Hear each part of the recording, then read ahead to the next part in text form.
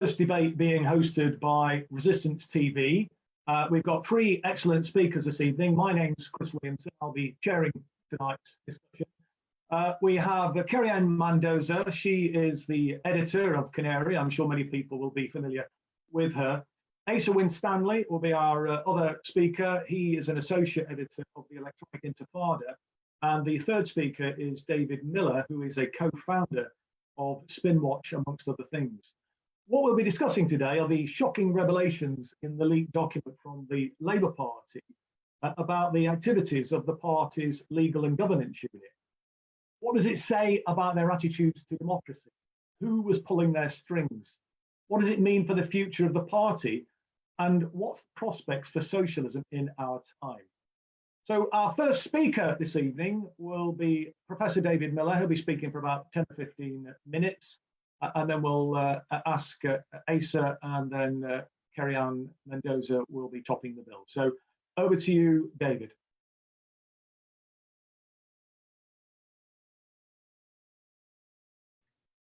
Hi, Chris, and hello, everyone else. Thanks for having me on.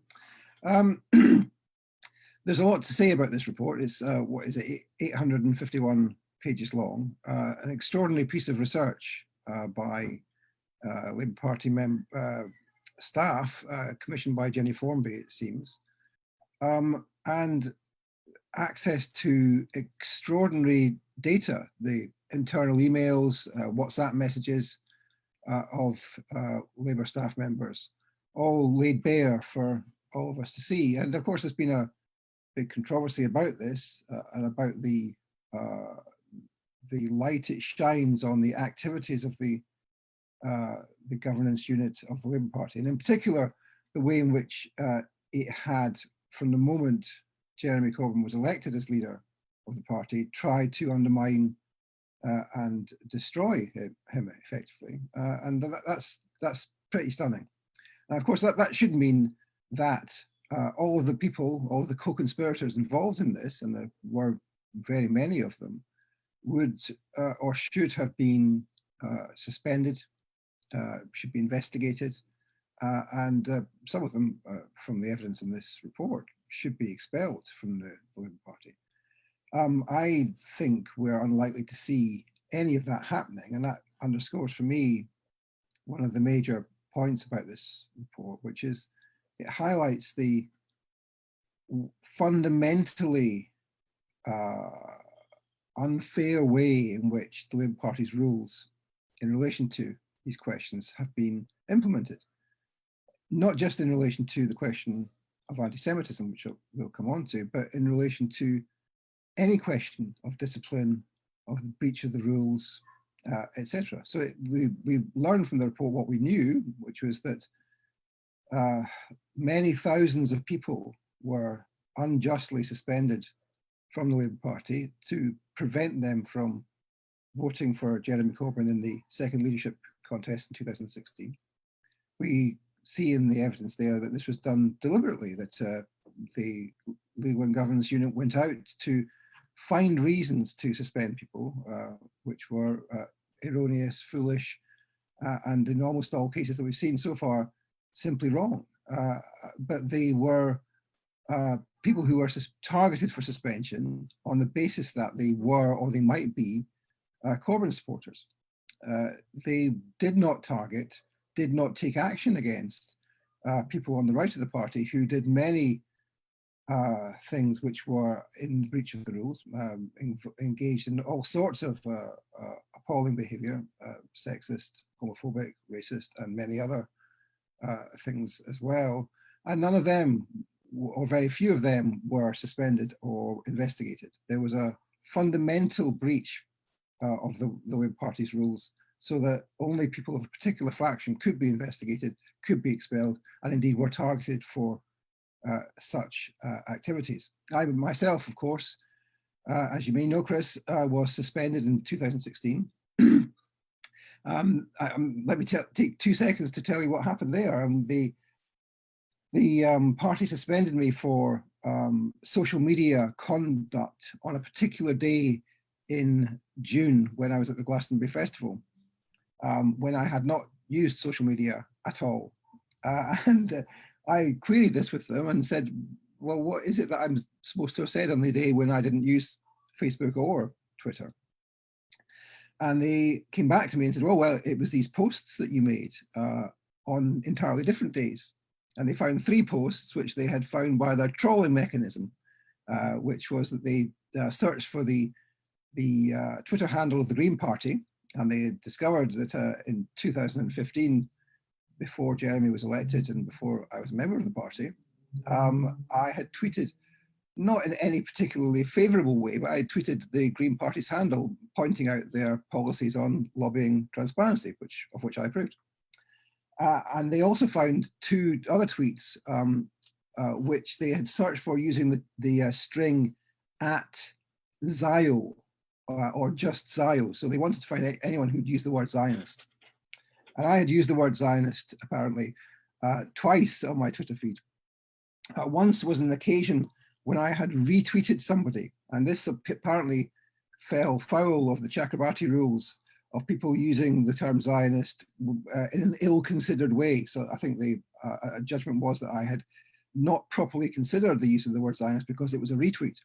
The difficulty with that kind of argument was that I was retweeting someone who was accurately quoting a speech which I had made at a meeting against the government's Prevent policy in London. So I was, incidentally, one of those 100,000 or so victims who was unable to vote for Jeremy in the 2016 contest. So, this happened to lots and lots of people.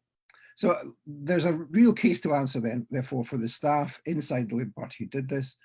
And in any proper democratic socialist party, these people would be suspended, probably expelled. But that's not all there is to say about this report. This report is very, very damning in a number of different ways. And I think I would direct viewers to pieces that Asa has written and others have written about this, but also the pieces done by Craig Murray, in particular one piece by Craig Murray, where he says that he's read all 851 pages of the report, and I'm sure Asa has as well. I haven't managed to get quite that far through the report. But I think that I very much concur with some of the things he said about what it shows about the regime that took charge of the Labour Party after Ian McNicol, now Lord McNicol. Have we heard if he's going to lose his place in the House of Lords? No, not so far. Before, when Lord McNicol was replaced by Jenny Formby. And I think if you look through it in detail, it's quite interesting. The arguments made by the report's authors is that the people inside the party who tried to attack Corbyn, undermine Corbyn in many ways, which is true, also tried to delay anti-Semitism cases in order that Corbyn would be blamed. And I think there's some evidence for that. But if you look in detail at some of the cases, you can see that actually there are some places where even someone like Emily Oldknow was adopting a reasonable approach to some of the cases of accusations of anti-Semitism, which didn't have a lot of evidence to support them, which seems to have been the case with very many of the allegations.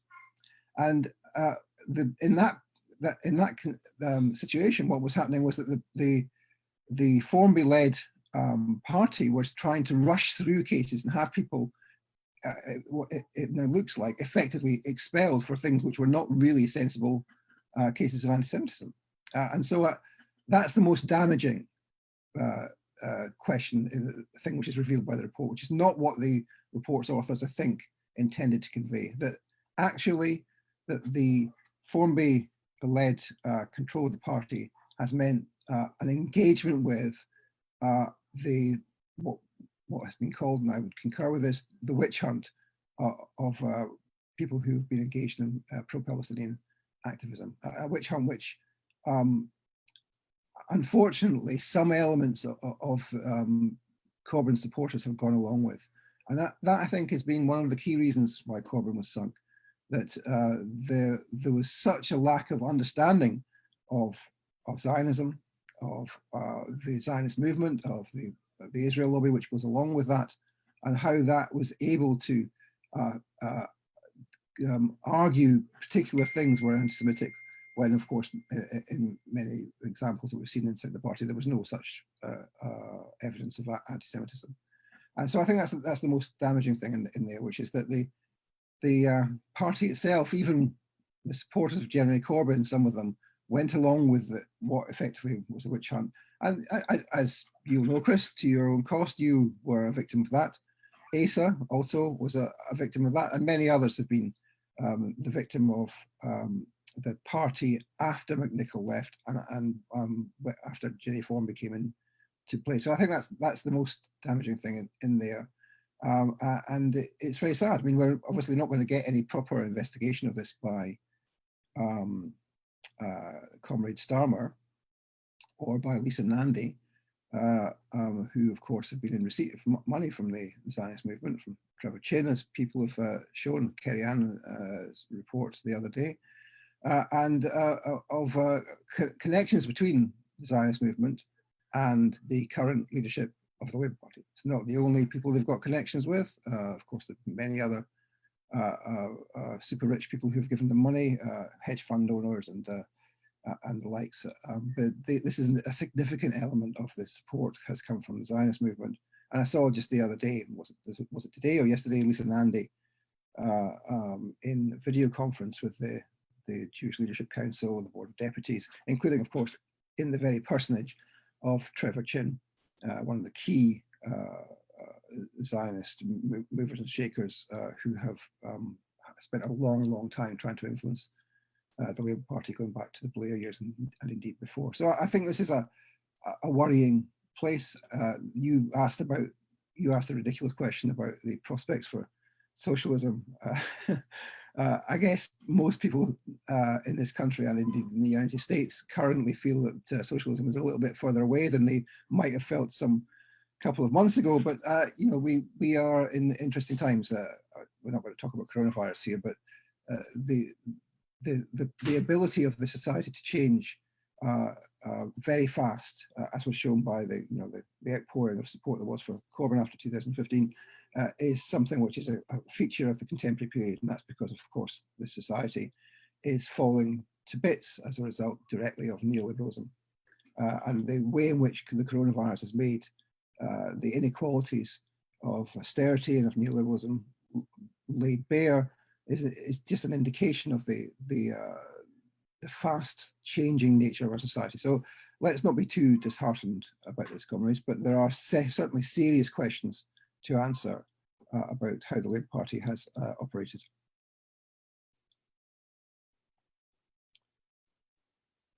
Right, thanks very much indeed for that, David. And it's interesting that you mentioned the Formby regime, because most of the focus has been on the previous McNichol regime, and indeed this focus of the report really is predominantly about that previous regime. And it's interesting that you brought in implications for the Formby regime as well, and that might prompt some questions. And something I omitted to mention at the outset is that if anybody watching wants to pose a question to any of our panel, you can do so on your Facebook stream, and we'll try and get through as many questions as we can. We're going to finish at 7:30 prompt, but there should be ample time for questions, about 3/4 of an hour, hopefully. So our next speaker now is Asa Winstanley, and as I've said, he is the associate editor of the Electronic Intifada, and Asa has written extensively about the Labour Party, about the witch hunt, and indeed has written only recently and indeed been interviewed, I believe, about the consequences flowing from the leaked report. And I'm sure he'll have plenty to say to us this evening as well. So over to you now, Asa. Thank you. Thanks, Chris. I think the report shows two main things, and I'm going to concur with basically everything David said.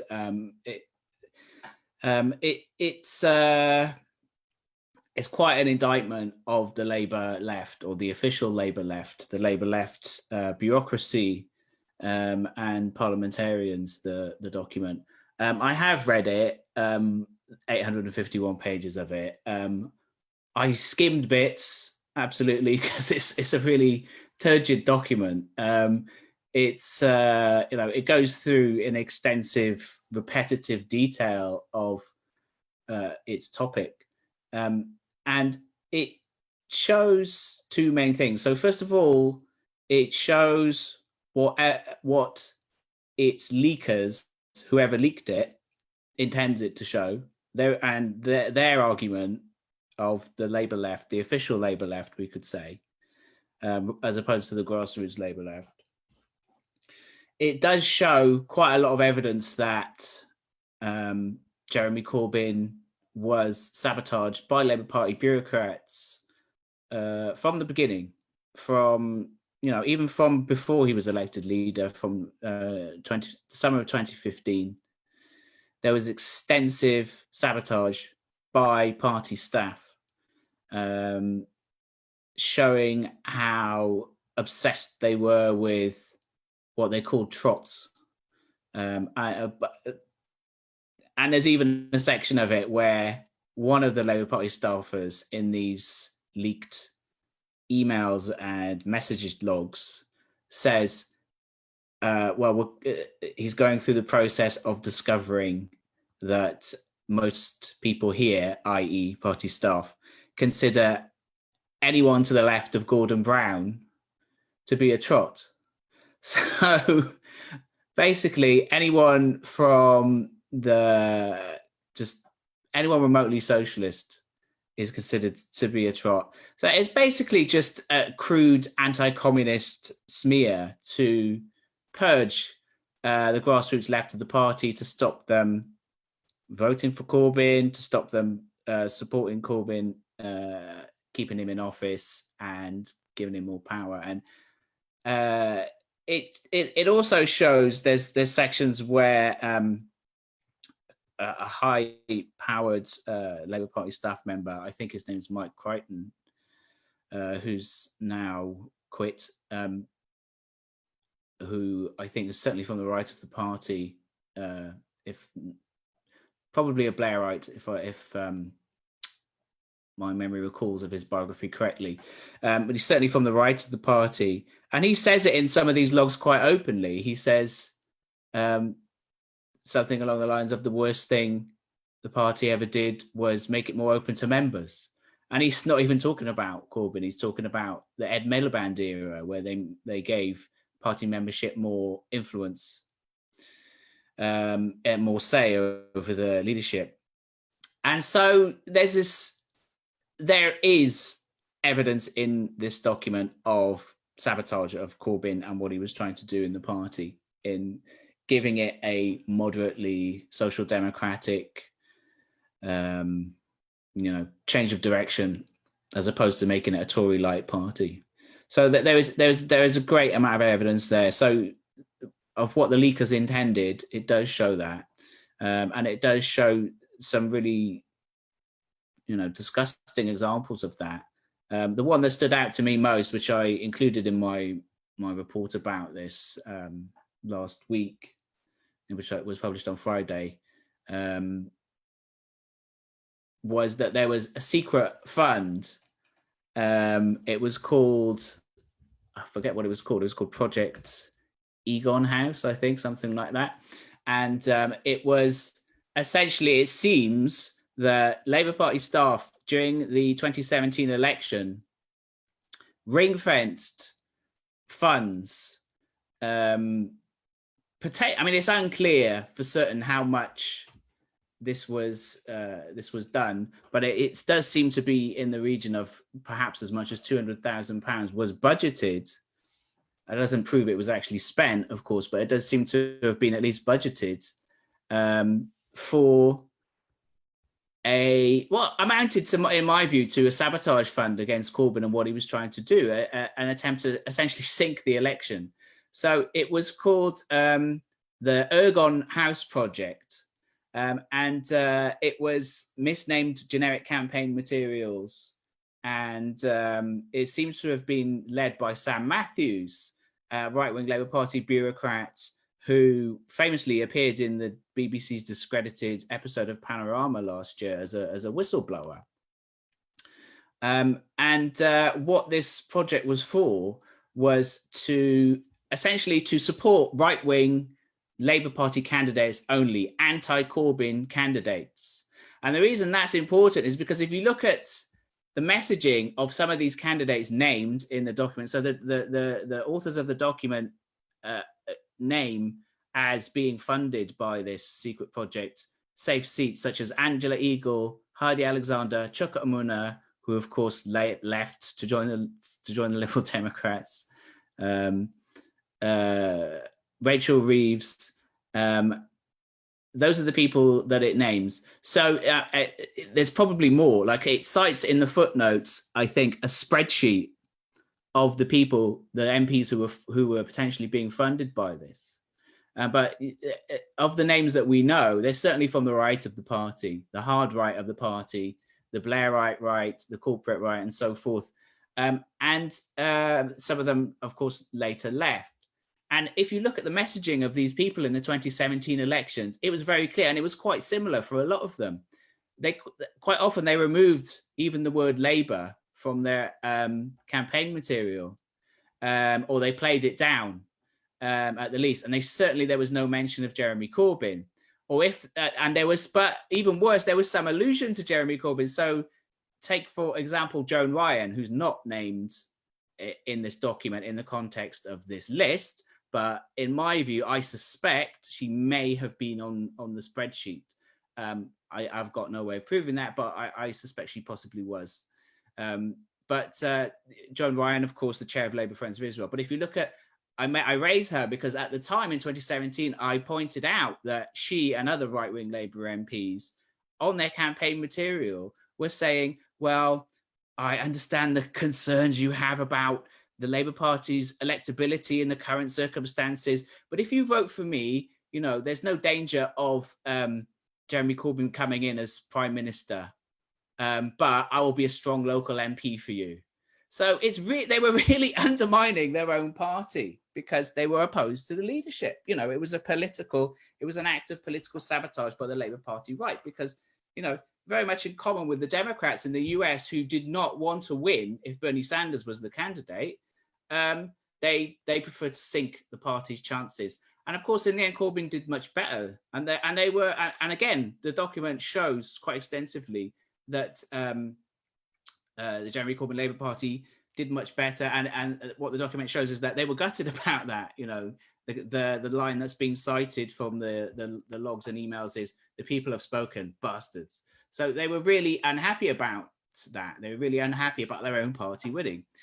So, I mean, that's really the main thing that it shows. The first thing we should say. But in my view, I concur with David. What it shows, which is, in my view, more incriminating, is that from 2018 onwards, the official Labour Party left, led by Jenny Formby, and the staff around her, the loyalist left-wing staff around her, and by Jeremy Corbyn, we have to say,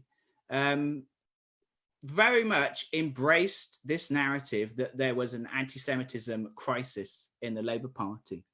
And there's just really obsessive detail in this report. So again, it's 851 pages. Most of it is concerned with the minutiae of what the Labour Party did in allegations of anti-Semitism, in addressing allegations of anti-Semitism amongst the Labour Party membership. And it goes into really immense amounts of just turgid detail. It goes really overboard in showing what it did.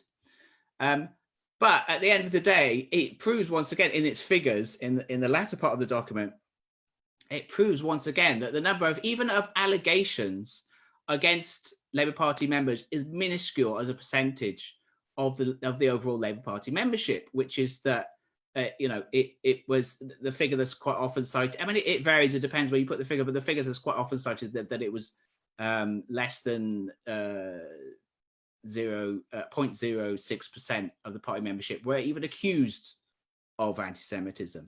So, it quite often in this document, it's not actually presenting evidence of anti-Semitism. It doesn't try to prove the anti-Semitism. It takes it as a given and then shows what it was doing to address it. And that means that what it does is sweep together a whole load of cases of some examples, which very much do look like, on the face of it, they are genuinely anti-Semitic cases of people saying really terrible things, mostly online, anti-Jewish things. That does exist, of course it does. You know, no one has ever argued that it hasn't. But it muddles together those with people who have actually said nothing wrong, who have said things that are critical of the Israeli government, are critical of Israel in general, are critical of Zionism. So what it does is very deliberately, in my view, conflate anti-Zionism with anti-Semitism, which is an incredibly dangerous thing. And it does, so the first aspect that I mentioned of the right-wing sabotage of the Labour Party under Jeremy Corbyn, it's not new. Like, we knew this, right? All the membership knew all this from the beginning. We knew it was quite open. The Parliamentary Labour Party was sabotaging Jeremy Corbyn from the beginning, the majority of it, as Chris knows firsthand. So we knew. I suppose it's valuable in the sense that it shows the extent to which and the detail to which the bureaucracy was involved in that. So it's valuable in that sense. But what is new in this document is not completely new. I mean, I've written about it for the past couple of years, but it is a lot more striking how the official left of the Labour Party embraced the narrative of an anti-Semitism crisis in the Labour Party. For what motives, I'm not sure we'll ever know. Like, it's probably a complicated, system of different reasons altogether. I think at the base of it, they just were sick of it. I mean, everyone was sick of it. I mean, I was writing about it for the last 4.5 years, and I was sick of it. And I think that people just wanted it to go away. So they just thought, well, we'll apologize. We'll draw a line under it. John McDonnell kept saying this. We need to draw a line under it. We need to cut the Gordian knot. We need to draw a line on it. We need to do this. We need to say sorry. We need to adopt the IHRA definition of anti-Semitism, which was possibly the most damaging thing in my view. And what it then does, the most damaging part of this document is, as we've said, it is very clearly written by the official Labour Party left, by the left-wing elements of the bureaucracy that came in, especially from 2018 onwards, led by Jenny Formby. And in my view, the document is probably, we don't know for sure, but in my view, the document was probably leaked by the Labour Party left. I mean, there's varying views on that. Some people think it may have been leaked by the right in order to damage the left. Who knows? We might never know. But my view is more likely to have been leaked by the left. But be that as it may, it's a real indictment of the official Labour Party left, again, as opposed to the grassroots Labour Party left, because in what it calls the prominent cases of anti-Semitism or prominent allegations of anti-Semitism, in almost all cases, it gives no evidence of anti-Semitism, and it doesn't even profess to be giving evidence of anti-Semitism. It doesn't say, well, this is what they said that's anti-Semitic. It just mentions a brief quote, which is not anti-Semitic. So in the case of Ken Livingstone, in the case of Jackie Walker, perhaps most incriminating of all, the case of Mark Wadsworth, certainly in the case of you, Chris Williamson, our host, and in the case of myself, and there's others as well in there. But in what it calls the high-profile cases, the prominent cases, it just takes as a given what they did or said was anti-Semitic, with making no convincing argument for it, or just taking the word of pro-Israel groups, of Zionist groups, that it was anti-Semitic, so therefore we needed to expel these people, push them out, and so on and so forth. So that, to me, is the most incriminating part of it. There's a lot more to say on this. There is it's going to take some time to digest, and there is probably more for me and others to write about. But it's I suppose it's a landmark in a way. But for all our criticisms of Jeremy Corbyn, I'm sure we all wanted him to become Prime Minister. But this just shows that by giving into this kind of narrative of an anti-Semitism crisis where there is none by any objective standards, not only is it wrong in principle, it's conflating anti-Zionism, a valid political viewpoint, with anti-Jewish prejudice, which is hate speech. That's wrong on principle to conflate those two. B, it's just wrong because it's untrue. And C, it just doesn't work. They were hoping, they're hoping to be kind of practical and say, well, we have to make some concessions. So because it's becoming a problem for the party in the election, didn't work. They didn't win. And in my view, everyone talks about Brexit. Yes, it was the most prominent issue in the election in December. But in my view, the so-called anti-Semitism crisis, the anti-Semitism smear campaign, was another major reason for the loss. And there is some polling evidence to bear that out, as I've written about. So yeah, I'll leave it there. Okay, thanks very much indeed, Asa. And I'm sure, well, in fact, I know that we've got quite a few questions coming in, and there'll be opportunities to return, I think, to some of the themes that you've touched on there, and indeed the themes that David spoke about as well. I was interested that you mentioned Joan Ryan. One of the grounds that was given, as you will probably know, Asa, for my suspension was in response to a question from Kevin Maguire in a light-hearted piece he wrote in his Commons Confidential column in the New Statesman. He asked me what my reaction was to Joan Ryan leaving the Labour Party. And I said, well, my office is opposite Joan Ryan's, and I was delighted. And we were singing Kool and the Gang's Celebration.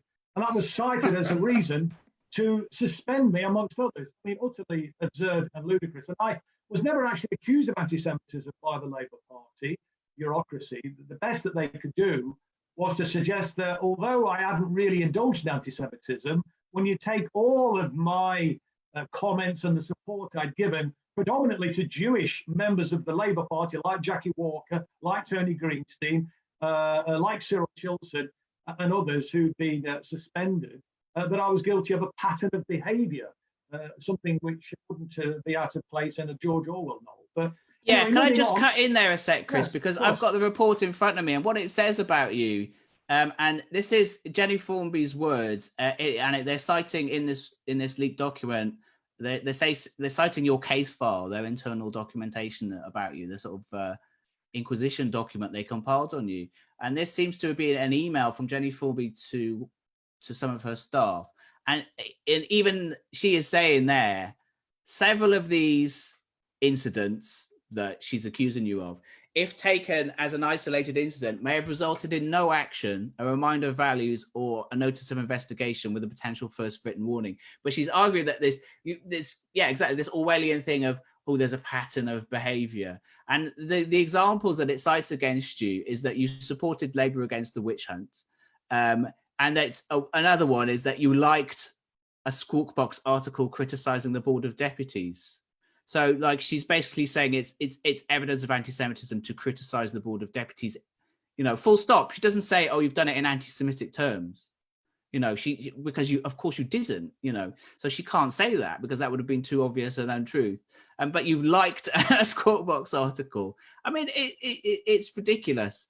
And another one of them was the one you cited, and that also in September he participated in a demonstration against the NEC.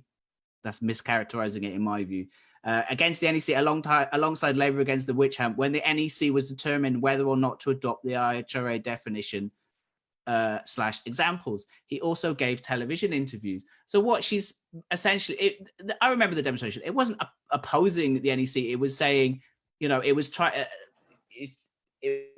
to influence the NEC. I mean, surely that's part of a democratic discussion when they're deliberating whether to adopt this controversial definition of anti-Semitism. You have a right as a Labour Party MP, or just even as just normal Labour Party member, to give your view on that. And people, MPs who the previous year were demonstrating in Parliament Square against the Labour Party, full stop, calling it an anti-Semitic party, calling Jeremy Corbyn an anti-Semite. It's sometimes in the most disgusting terms, including right-wing demonstrators, literally from the Conservative Party and right-wing Zionist groups, and joining together with left-wing, so-called left-wing Labour. I mean, the right of the Labour Party MPs such as Chuck O'Munnor and so forth. It was openly against the Labour Party. There wasn't a peep against them, So these standards are double standards. They're only used against the left. Yes, very much so, very much double standards. And what we've seen over the last few years, including on the Jenny Formby watch, is the death of freedom of speech inside the Labour Party. And incidentally, at that demonstration outside the Labour Party National Executive Committee meeting, I was invited there, requested to go and speak by Jewish members of the Labour Party who were concerned about the implications of adopting the IHRA examples, because they felt, quite rightly, that it would chill free speech on Israel, the Israeli regime's abuse and attacks on the Palestinian people. Anyway, we should move on to our next speaker now, our final speaker, before we open the evening to the floor. Questions, as I say, we have quite a few already coming in. And our final speaker is Kerry-Anne Mendoza. She is the editor of the Canary, which is an oasis of a publication in a desert of appalling right-wing mainstream media. So it's a wonderful antidote to that, as indeed is the Electronic Intifada, I should have said. So the floor is yours now for the next 10-15 minutes, Kerry-Anne, and then we'll open the floor to questions. Awesome. Thank you, and hello to everyone who's listening in and watching us tonight. I can, when I was reading that Labour report, I had the memory come back of a conversation that we'd had at the Canary, and it couldn't have been more than 6 months into the coup. So it was, fairly kind of early on in 2016, and we were saying, wait. Everything these, we will describe them as centrists for argument's sake, but we know there's an overlap. There's centrists, anti-Palestinian racists, ideological neoliberals who simply won't, let the system die and replace it. There's a whole coalition of truly awful people with very bad intentions that all had this vested interest in undermining the Corbyn project, whether it was the economics of the Corbyn project, or the foreign policy of the Corbyn project, or the anti-racism of the Corbyn project, ironically. And we sat there and we went, they are everything that they're accusing us of. It's opposites day. It's actually them. They're doing these things, and then they're projecting those very same things onto us, and we are not doing them. So whether it's, this whole line of the grown-up, adults of politics who care about winning, and you've got them calling people pube head, and, bullying Diane Abbott, sending journalists into a toilet where Diane Abbott is crying because she is being racially abused, and actively undermining the electoral chances of Labour purely because they don't like the leader. Who doesn't want to win? Who's not a grown up? Who is a bully? And then we had this talk of the left was, remember, Trotsky entryists? These sinister leftists that are Stalinist purges in the party of anyone vaguely sensible and grown up like us. And what was actually happening was mass purges of the left of the party. And this happened to me very early doors. I'd signed up, on Ed Miliband's deal that he set up, because I'd pretty much abandoned the Labour Party by this point. It had become so centrist and so clearly simply Tory light, like a brake, like a safety valve almost on capitalism. So they go, oh, I think the people have had enough. Let's give them like a candied version of capitalism for a couple of years, so they recover a little bit, forget how evil we are, and then we'll put them back in. And those people wanted us out, and I kind of left. I was like, I can't be a part of this party. It's racist. It's tearing up the civil liberties of the land. There's no socialism in this party. There's no vision for a future that I'm in any way excited about, or even consider vaguely appealing. So that was me out. But when Corbyn got that leadership, it was clearly an opportunity for radical change in this country. It was an amazing opportunity to have what had up to that point, since the financial crisis, all of the sort of moving and shaking against the prevailing economic and foreign policy order was all coming from activist groups, you know, whether it was Occupy, UK Uncut, whoever, and that didn't have a kind of political home. And what Corbyn did was give a political home right in the centre of Westminster to the most terrifying possible future for these people who had had it far too good for far too long, and had genuinely thought that they had a handle on the whole thing. They didn't have to worry about messy democracy anymore. This very technocratic, managerial class approach to politics, which is we're the grown-ups, we only need us, and we'll just do a couple of focus groups to find out what else we have to throw in to tempt people, enough people to vote for us. And so I signed up in that, and next thing I know, not only was I purged, but I was outed in the Guardian newspaper as a purged trot. And I just couldn't believe it, thinking of like, I knew my local MP. I'd met her, I'd sat down with her, she'd attended a film of mine and been very supportive. And it was dawning on me, oh my God, this is, you know, you want to talk about data protection? How's that? The party's handing over the details of people. And the reason for my purge, exactly the same as David. I had tweeted in 2015 that I couldn't vote for the Labour Party because it wasn't left-wing enough. It wasn't challenging the austerity narrative. And I even wrote that it pained me. You know, I wanted to vote for them, I couldn't. How is that in any way relevant to the membership of a political party with a new leader who has driven the party? I mean, it's utterly ridiculous.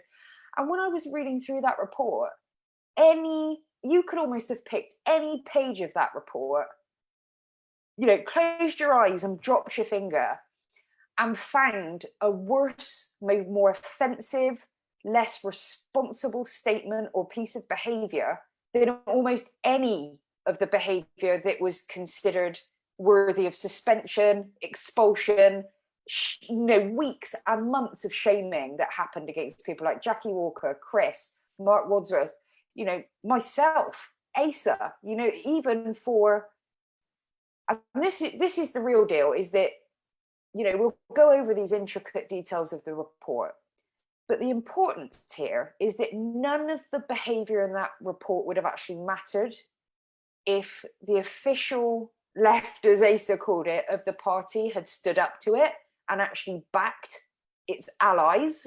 Because, you know, I think we can all agree one of the biggest failures of the Corbyn era was the consistent rewarding of enemies and punishing of allies. It killed it because it really sucked the energy out of the Corbyn movement. Because if you're going out there every day taking punches, you want to know at least the people that you're taking those punches for have got your back too. And when they haven't, it's incredibly demoralizing. And you saw that happen, you know, across the board. There was not the same energy for the 2019 election as there was in 2017. You know, people were tired. People were literally having mental breakdowns because of the pressure that was being applied to them. And it's hard. I think it's going to be more difficult over time, actually, to explain to people quite the level of bullying, harassment and intimidation that happened, which is partly why I'm so glad this report is seeing the light of day, because what we saw day in, day out was a level of targeted bullying and harassment that frankly bordered on psychotic, you know, and the second element that meant that this was able to fly was an entirely complicit establishment media. You know, we had the Windrush scandal. You know, my granddad came to this country in the Windrush generation, and people of his generation that were invited here have lived here for decades, have created families here, have paid taxes here, established businesses here, are being deported, are being denied cancer treatment and other NHS treatments because it is the explicit project of the Conservative government to create a hostile environment for people who look like me. And the media gave that story 2 weeks. Grenfell, we watch a tower block in the capital city in one of the wealthiest boroughs, you know, with millionaires watching on from their balconies with a bit of Rioja, while brown, black and white working class people burned to death in a completely unnecessary fire. All of which, again, was the collective result of the actual policy, the explicit policy of the Conservative government. They gave that story a couple of weeks. And then some bloke nobody's ever heard of, who happens to have voted for Jeremy Corbyn, says something racist. And by the way, if you can find 500,000 people in this country, a group of 500,000, and not find a racist in it, good luck. Good luck, because I've never managed to. I've been far smaller numbers of people than that and struggled not to find a racist. So it's not about the denial that the racism exists, but it's the size, the scale was completely distorted out of any relationship to reality whatsoever. Meanwhile, the way in which racism was weaponized, the language of anti-racism was weaponized, undermined anti-racism itself. You know, they took things we can agree on. We all know there are such things as racist tropes. Those actually do exist. There are ways of being racist that are indirect, and you have to pick apart a little bit. But this wasn't that. You know, this was not that. And I think, as a person of colour, what most offends me about it, even now, is we knew when this was happening that the witch hunt, in particular, this anti-Semitism witch hunt, had a particularly strong, passionate, deep-running hatred for Black women. That was clear. Like, I know I've had conversations with each of the guys on this call about it. It was a prominent conversation on the left of saying they really seem to get their rocks off going after Black women. And I'd experienced that, where it was like, you know, you've literally got white middle-class people telling me, as a gay Black working class woman, that I have no idea of the lived experience of racism, and they're the good guy in this scenario as far as the established media is concerned. And that is what is so annoying, is that there was nothing these people did that was terribly clever. You know, they are not the grown-ups in the room. They are not particularly intelligent. They were able to thrive because of a corrupted system. They were able to thrive because the Labour leadership appeased when it should have fought. These were principles that we should have fought over. And as Asa said, that wasn't only a failure of solidarity, it was a failure of strategy. And I'll explain, just if I can quickly wrap that point up before I go as well.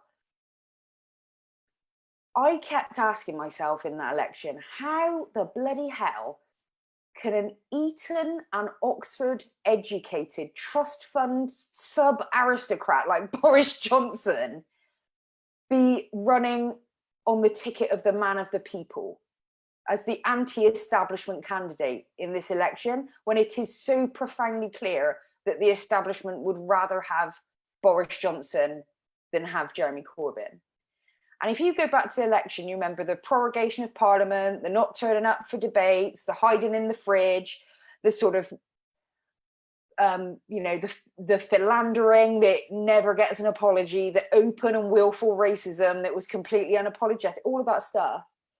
They were actually calculated communications to Johnson's kind of anti-establishment sort of fans. He was saying, politicians suck and the media suck. So here's me sticking two fingers up to both of them.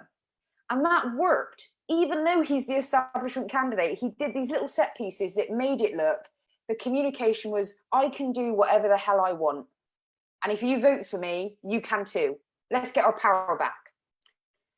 Now, Jeremy Corbyn needed to be doing that with the left and galvanizing that movement, because that actually was an anti-establishment movement that, if we made the changes that he had in mind, would result in a genuine weakening of the establishment and a genuine strengthening of UK democracy.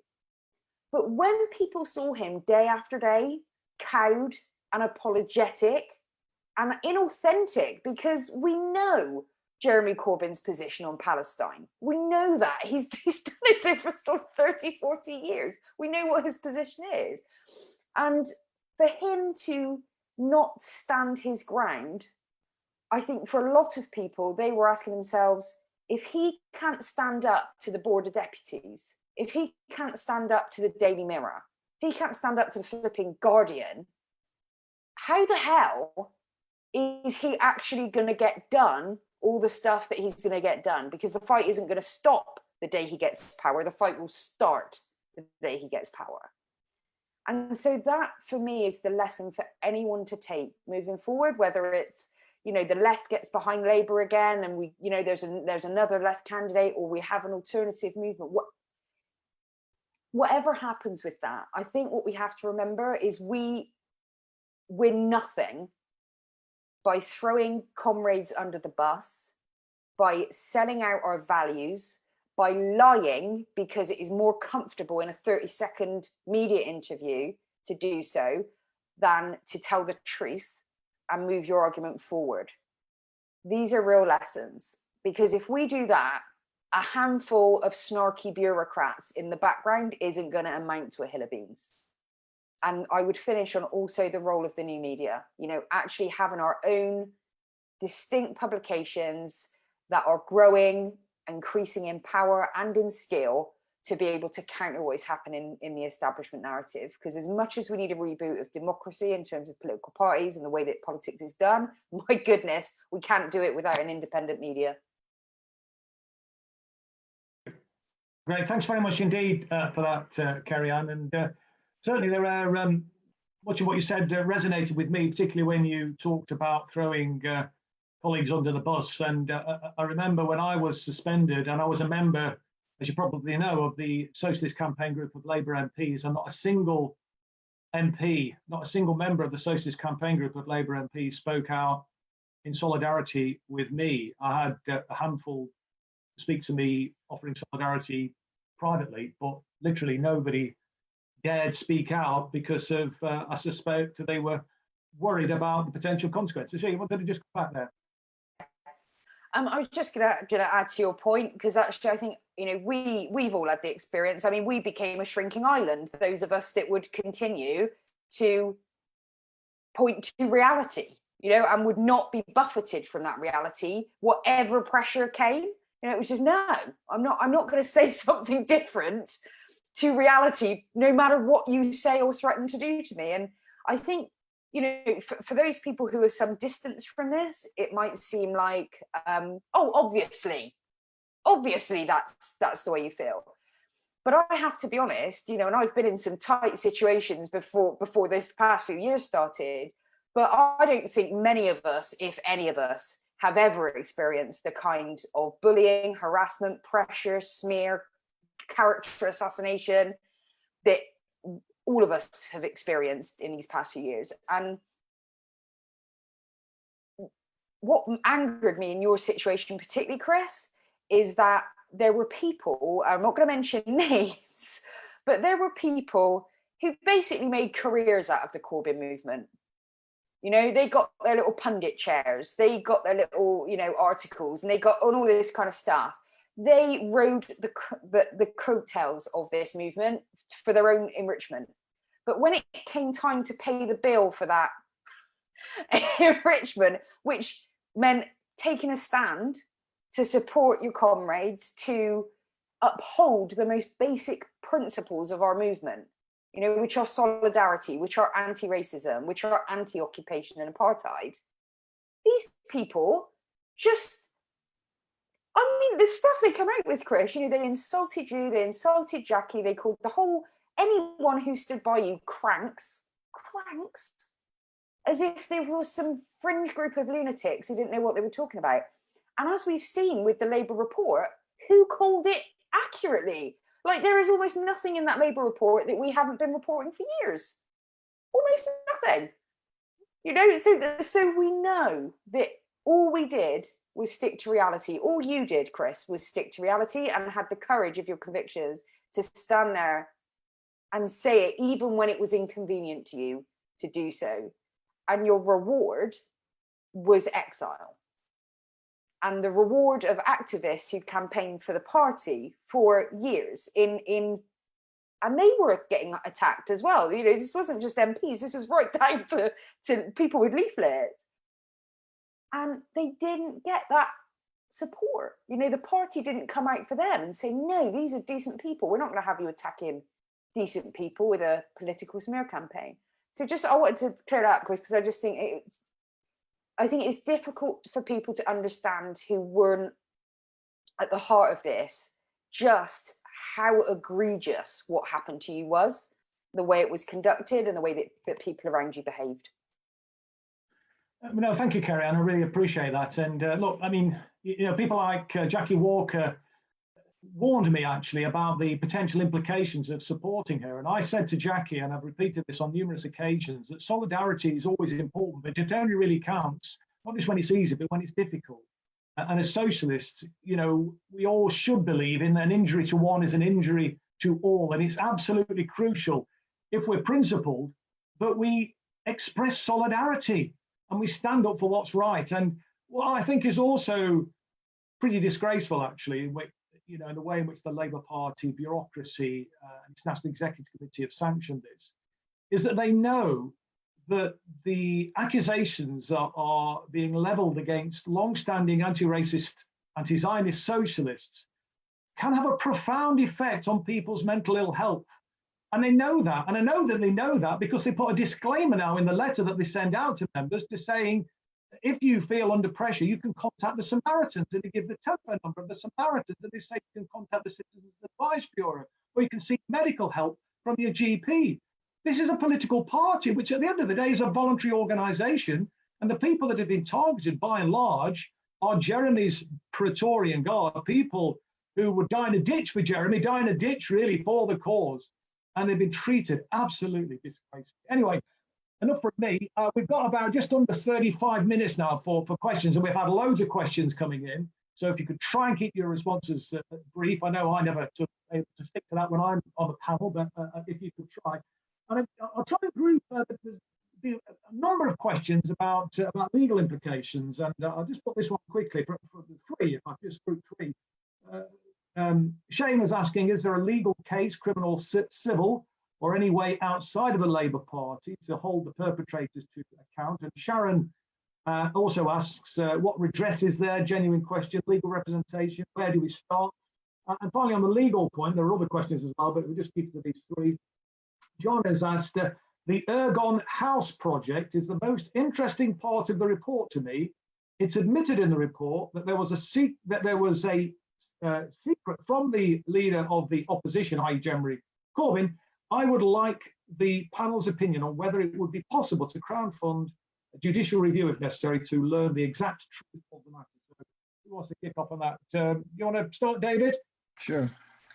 Yeah, I mean, I'm not a legal expert, as you'll know, but it seems to me that there is, unfortunately, that many of us have had to think about recourse to lawyers, which is difficult because, of course, it costs a lot of money.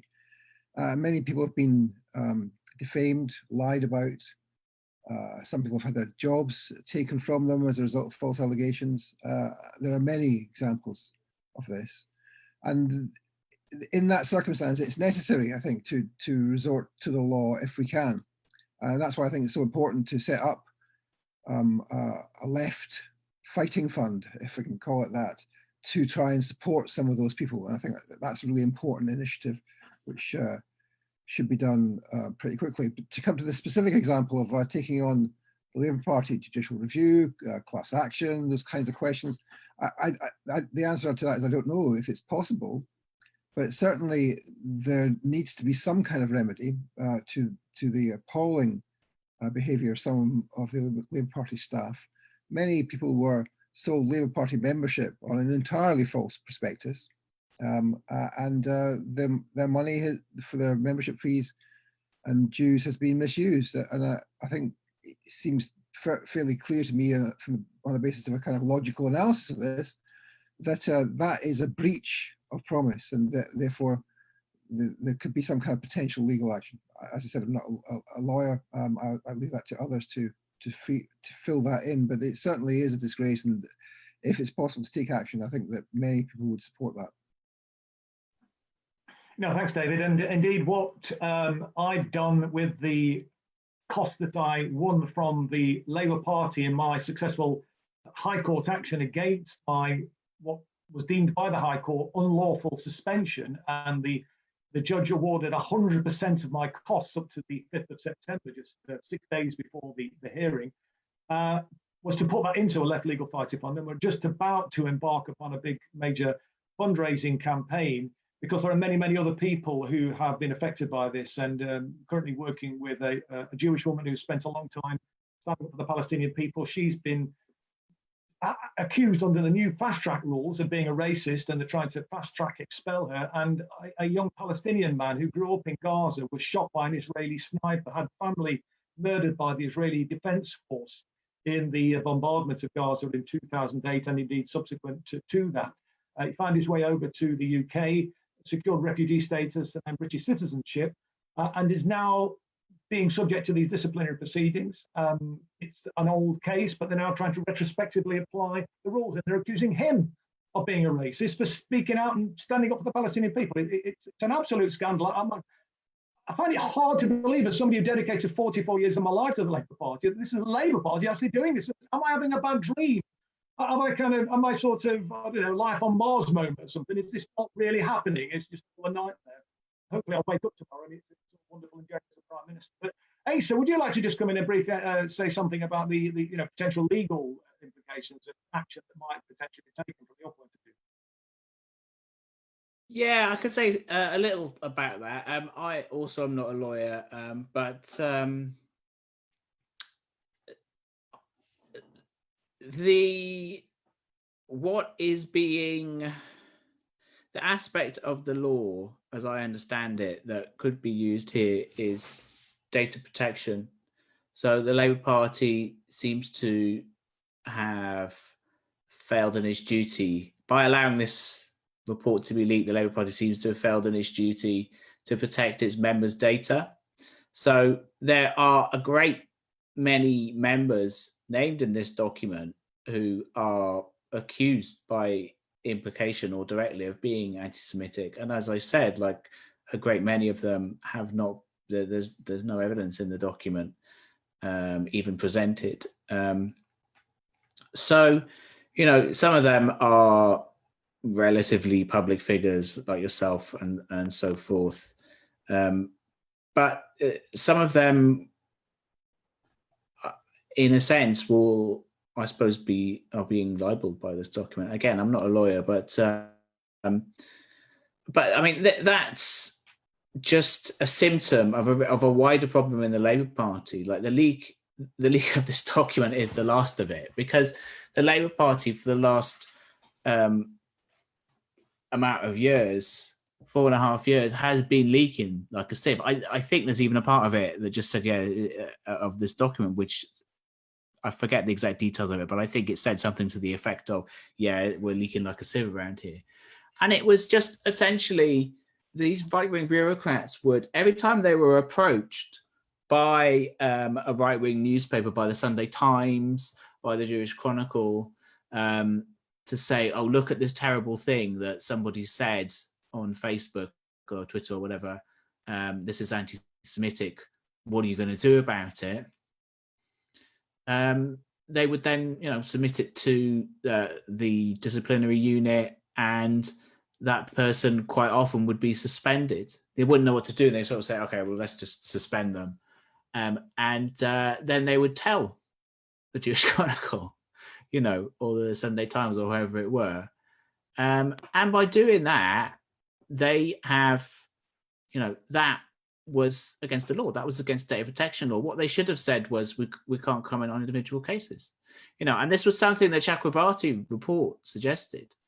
There should be a moratorium on this. That was never implemented, and in fact, the official left, the Jenny Formby left, went in the opposite direction, and it seemed to be briefing out more and more, and that was certainly what happened in my case, and I know in the case of many others. So my point here is that I don't know how hopeful that aspect of the law is, because I put in a complaint to the Information Commissioner's office about this when I was suspended last year. The way I found out about that was a tweet by a Jewish Chronicle reporter. And then I looked at my email and lo and behold, I'd been suspended. So she'd clearly been informed before me And so there was a systematic and deliberate leak by the Labour Party, and this was just a matter of habit. They were doing it systematically in order to, as they saw it, I suppose, appease the right-wing press. But of course, it didn't work, because it had the opposite effect. It just encouraged them to submit more and more and more. And in this report, they talk about how, we've got to, even the ones that are bad faith and they're just doing it almost as spam to cause us problems, we still have to investigate those as well. And this relates to a point David said earlier about how, in some ways, in many ways, the official Labour Party left was almost worse than the Labour Party right for doing this. They were taking it's been quite widely mentioned about how in 2019, more than half of the complaints of alleged anti-Semitism were from one individual. But they're saying in the report, instead of saying, well, this is clearly a bad faith attempt to cause us problems, oh no, we still have to investigate every single one of them, So this is a problem. So what my point about the Information Commissioner's Office, I complained to them about this leak. And so the leak was the fact that I'd been suspended. That's my private data. They shouldn't have told that to the press, according to the law. The result of that, in the end, I took legal advice. I wrote to the Labour Party. I said, look, you have to investigate this, blah, blah, blah. They didn't really respond in any substantive manner. I did a subject access request, asked for my data, didn't respond in a substantive manner except to acknowledge receipt. They ignored the deadline for disclosure of my data. I complained to the Information Commissioner. What happened in the end was the Information Commissioner's Office said to me, well, the Labour Party, essentially, the bottom line of what they said was, the Labour Party is in violation of the law because they haven't released your your data to you through subject access requests. They've ignored that. So they're in violation of the law. However, we're not going to take any enforcement action at this time because the Labour Party has such a large backlog of data protection subject access requests, and we're working with them to address those. So basically, the Labour Party has violated the law so many times that the Information Commissioner's Office is doing nothing about it. Now, yeah, it may change. I think the Information Commissioner is a toothless tiger, Asa, and I'm having to take legal action to get my subject access request, and the party's still resisting it. Jenny Formby told me in a meeting 2 weeks before I was suspended that she gets more complaints about me than every other member of the Labour Party put together, allegedly. And the reason why the party is saying that they won't comply with my subject access request from 2017 to 2019 is that when they did a search, it threw up over 60,000 returns, which maybe that indicates that maybe there were more complaints about me than every other member. We're going to have to move on because I want to try and get some of the questions in. Now, if I could just go to you, Kerry-Anne, and I think you might want to say something about the legal issues, but if I could just move on to another question that's been posed here, which says, assuming Jenny Formby commissioned the report, why is she not defending it? And this questioner asked Tony, says, secondly, what shocked me is the extent to which Jeremy Corbyn's office pushed for people like Ken Livingstone to be expelled. And one further question he asked, who were they operating on behalf of? And what were their links to MI5, etc.? Do you have any comments on that, Kerry-Anne? Yeah. So in terms of, if it's Jenny Formby's report, why is she not standing by it? To be honest, we don't know. I think everyone on this Zoom call probably shares the same frustration throughout this entire process that I was talking about just a short time ago, which is why the sort of the left of the sort of official left, that bureaucracy didn't fight. It doesn't make much sense. But in terms of who is behind all of this, I think it's pretty transparent. These and there are just these groups that all had a vested interest in this project not taking off, and often there's single interest. Whether it's protecting Israel from criticism for being an apartheid state, you've got that group of people. Then you've got the group of people that want to keep the military-industrial complex in its place, and they don't want British foreign policy to change and start worrying about not being able to sell weapons to Saudi Arabia so they can blow Yemen into pieces of rubble and then smaller pieces of rubble. And you just have this expanding network of different groups, all hostile to this project, and that continues. And because, you know, they have necessarily a lot of money, because you're talking about the people who are chief beneficiaries of the status quo, you know, they're able to, you know, weave people into positions where they have the power to sabotage that movement, and we saw that happening. And is there another question there other than the? Yeah, it was just the question I was asking your thoughts about, because he was shocked at the extent to which Jeremy's office pushed for people like Ken Livingstone to be expelled. It's going to be a disappointment, I think, for a lot of us, just forever. I mean, I know I actually gave up my Labour membership. I resigned as a member of the party at last year's party conference. There was a banner that was put up that was a really fierce but fair critique of Israel and the role of Israel in actually meddling with our politics. That happens. There is an Israel lobby. That's not an anti-Semitic conspiracy theory. It calls itself the Israel lobby. And it wasn't that the thing was taken down that got me. It was that Jeremy Corbyn himself tweeted, calling it, you know, a disgusting act of anti-Semitism that had no place near the Labour movement. And I just kind of lost it, you know, in a private moment of grief, you know, just went, that is it.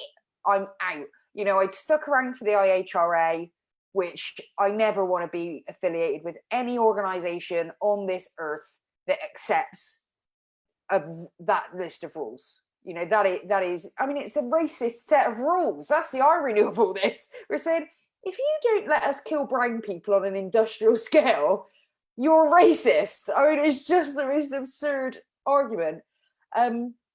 So I don't know. I think probably in the years to come, we'll be doing, you know, I've had conversations with Jeremy post the election.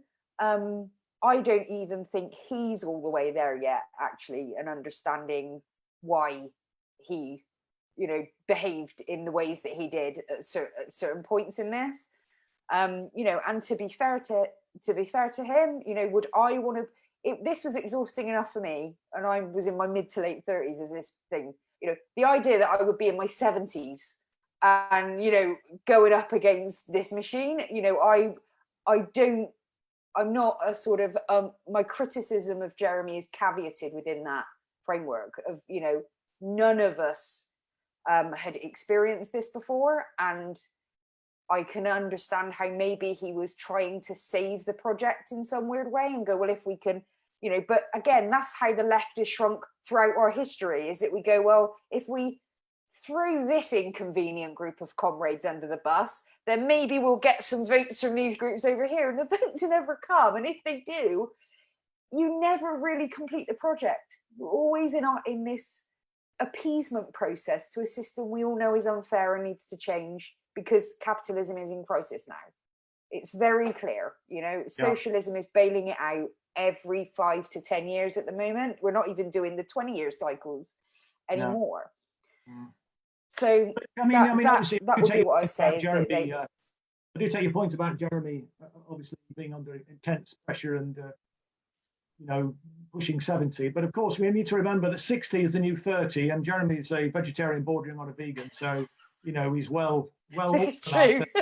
Vegans are going to inherit the earth, comrades. So, but just moving on to David, do you want to just sort of pick up on that? And there's also another question from Jonathan, it's a longer question, but essentially what he's saying is not so much an issue about socialism, but he's making an issue about the fact that I framed it around, you know, what's the future for socialism, but he's saying it's not so much an issue about socialism, it's more about the distortion of our democratic processes that Jonathan was concerned about. I mean, you might want to comment on that, David, but also on this issue about, you know, who were pulling the strings, and, you know, the question that Tony put about, you know, MI5, have they got any involvement, do you think?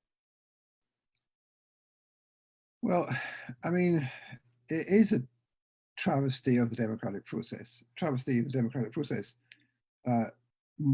In general, that our system is not democratic. And Ralph Miliband said this a long time ago, before Thatcher, that the British state was not democratic, wasn't a democratic society, and it's got a lot worse since then. But internally, in the Labour Party, I mean, what happened in the Labour Party with the bureaucrats trying to undermine the organisation they were paid to serve was, you know, a travesty in relation to their job contracts, etc., but also was an indication that they and the rest of the Labour right and the centrists and the Blairites and all of those people, that these people are not Democrats, that they didn't want to and wouldn't put up with the result of democratic elections. They don't believe in democracy. They pretend to do so if it's suitable for them, but they don't believe in democracy. And of course, that's, I don't want to draw too close a parallel between the Blairites and the centrists and MI5, but of course, that's the same view as held in MI5 headquarters, that democracy is not something which we agree with, that we are here to protect the state against democracy and to protect the people in power against democracy. That's what the role of MI5 and indeed MI6 and the other British intelligence agencies is. And let's remember, there are many other British intelligence agencies that we usually don't talk about, including, of course, active inside the Home Office. The OSCT, for example, is an intelligence agency inside the Home Office, effectively an arm of MI5, and it runs a variety of projects, including public relations projects like RICU, the Research, Information and Communication Unit of the Home Office, which is effectively an MI5 operation. So there is clearly quite a lot of activity in this society which involves MI5 being active in politics. Now, MI5 is supposed to be not active in politics. It's supposed to be above the political fray, and it's not supposed to engage in attacking Her Majesty's loyal opposition. Of course, they had to apologise when that was mistakenly, according to them, when that mistakenly happened, when the Integrity Initiative was funded by the Foreign Office and engaged in Twitter attacks on Jeremy Corbyn. There've been similar sorts of allegations about a number of other organisations funded by the Home Office who have attacked Corbyn, funded directly by the government, and yet attacking the opposition. We've seen the photographs of the target shooting of Jeremy Corbyn inside the military. Do we think that MI5 have been attacking and undermining the Labour Party under Jeremy Corbyn? Well, we don't think or have to think about that. We know it's the case. They have made it clear themselves in the press, bringing Corbyn in for dressing down and all those various stories that we've heard. Of course, there are many more things probably that we don't know about that they've involved themselves with. And that, of course, is in alliance with the people that Kerry-Anne was talking about, with the Zionist movement, yes, and with the military-industrial complex. The Zionist movement, of course, is an actually existing organism and a set of organizations, and we shouldn't shy away from talking about the Zionist movement, because it really is, it really does exist. And I know that there are some people on the left, associated perhaps with Momentum and other parts of the left, who think we shouldn't talk about Zionism because it's too complicated. It's not complicated. It's an ideology which was devoted to setting up a Jewish state in Israel, meaning, of course, a state where the Jews had more rights than others, including, of course, the Palestinians.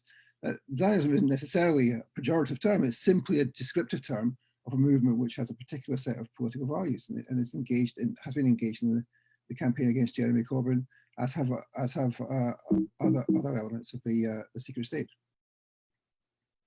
We've got 10 minutes left now, so we probably just need to try and move on. We won't get through all of the questions that have been posed, but if I could bring in Asa, one of the questions that Paul has asked is, are all the suspensions and expulsions now unsafe due to the prejudice and tampering? What do you think about that, Asa?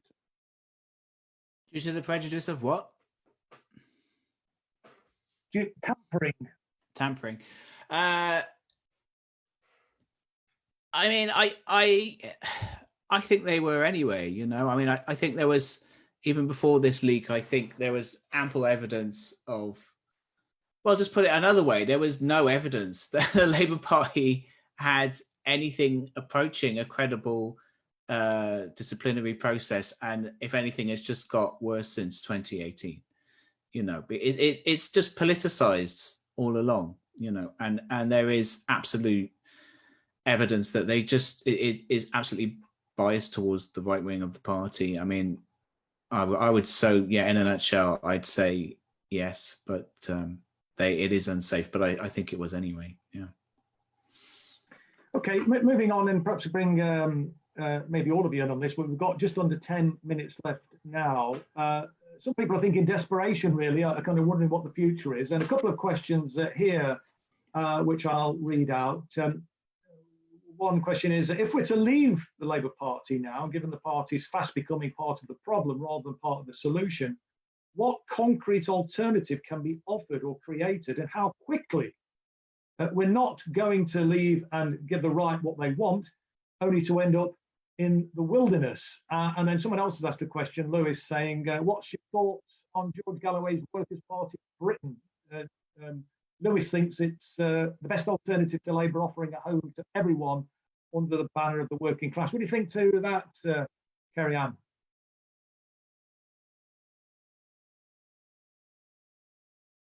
I'm always kind of reluctant to tell people what to do, really, because my sort of position is we do everything. Have I frozen?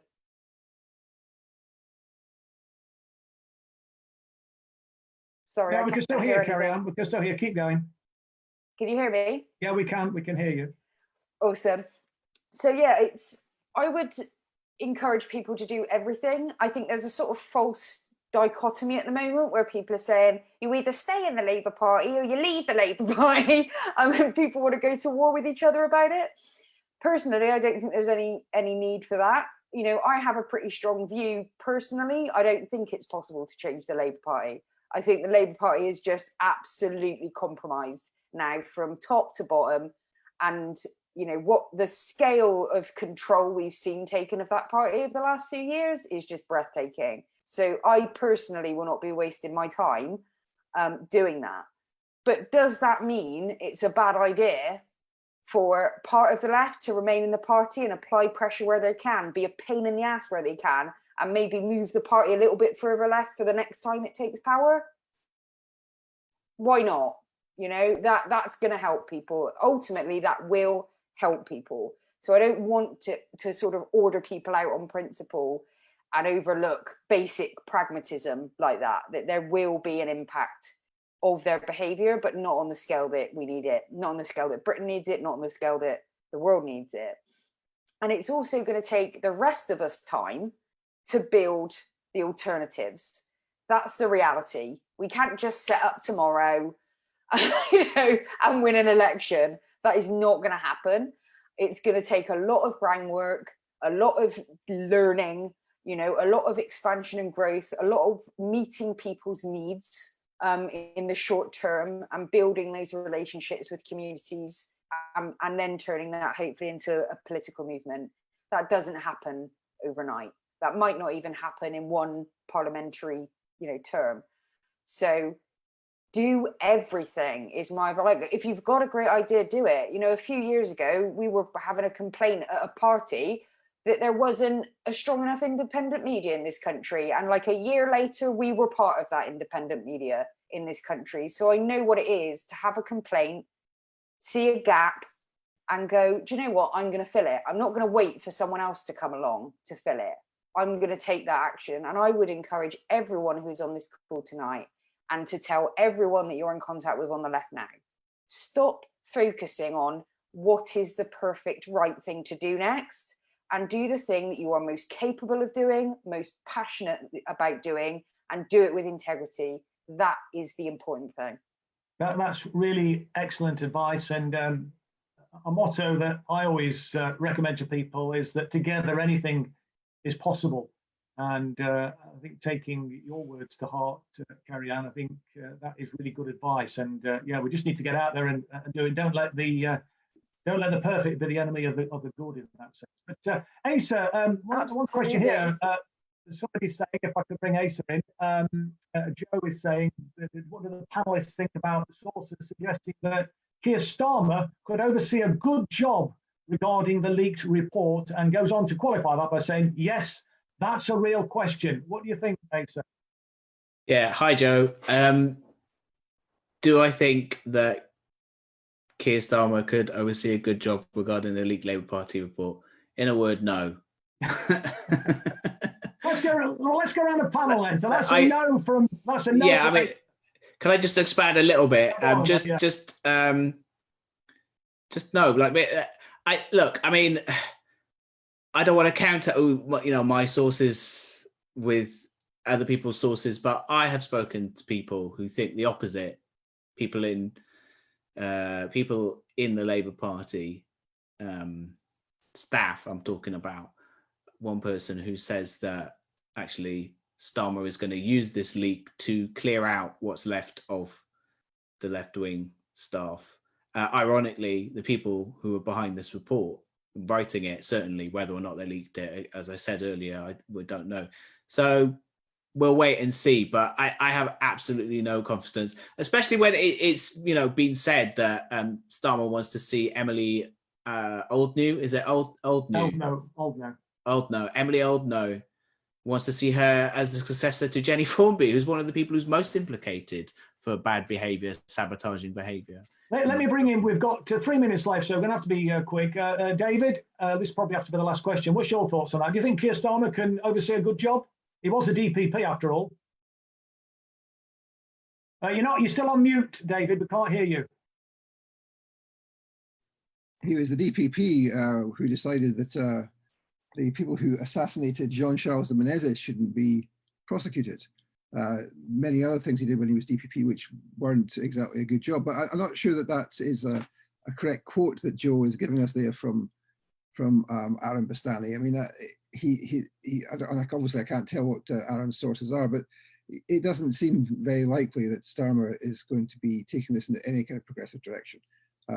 He's not progressive. He's on the right of the party, and that's the direction he's travelling. And we know that from the people who supported him with large sums of money, and we know that from the people who he's appointed to his cabinet, shadow cabinet. I mean, an incredible collection of people from the right of the party and the centrists, etc. So, I don't be silly. So it's a no from Asa, and it's a no from David too. Kerry-Anne, you're going to have the last word in the final 90 seconds. What's your thoughts? Do you think Keir Starmer will oversee a good job on this report? Absolutely not. No, it's pure fantasy, and I think in part the only reason people on the left are susceptible to these arguments is pure desperation. To be honest, I think people are knackered. They've had a horrible few years and they want that all to be over, and they are going to piece this together as a victory if Keir Starmer ends up finding his way to get elected in this country. And the truth is, it is still a defeat. What has happened is that capitalism has its continuity candidate. That's what's actually happened in Keir Starmer. And I know that's, I don't want to leave people with that like it's a resigned thought. I think there's something comforting about reality. I think actually knowing what is so, knowing what is real matters. Yeah, and then you absolutely. make your decisions based off that. You don't live in hope that some guy who is clearly the heir to Blair, the capitalism continuity candidate, is going to magically take the party to the left. He's going to bring these people to justice in the Labour report, the same people he's trying to promote currently. It isn't going to happen. So I don't want to have people get their hopes up only to have them dashed again. If you feel really strongly about this, you have to bring justice to it. Thanks, Kerry-Anne, for that. Can I just ask all the viewers to give a cyber round of applause to our panelists, Kerry-Anne Mendoza, Asa Winstanley and David Miller. Thank you for tuning in. I hope you've enjoyed it. This was the first of hopefully a series of discussions and debates that we'll be hosting on our new Resist TV channel, and we'll obviously be promoting and publicising when the next one is up. So thanks a lot for tuning in, and give us any feedback on what you thought was good and how we might be able to improve. Thanks again. Cheers. Thanks, everybody.